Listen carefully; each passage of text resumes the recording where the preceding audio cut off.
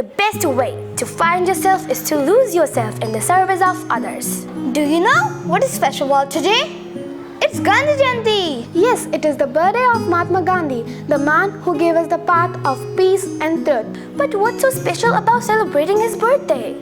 Why do we remember him every year? Gandhiji taught us the power of non-violence and truth. His whole life was about serving others and working for freedom without hurting anyone. Exactly. He showed us that big problems can be solved with peace, not fighting. Oh, so Gandhi Jayanti is not just a holiday. It's a reminder of his teachings, right? Yes, Gandhi Jayanti is about remembering the values he stood for. Peace, truth, kindness and service for others.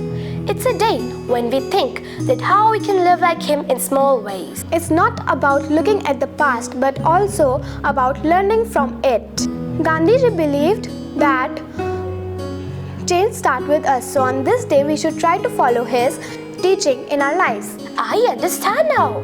It's a day to reflect on how we can be better people, more peaceful, kind, calm and helpful to others. Let's make a promise to live by his teachings, not just today but every day. That's the best way to celebrate Gandhi Jayanti.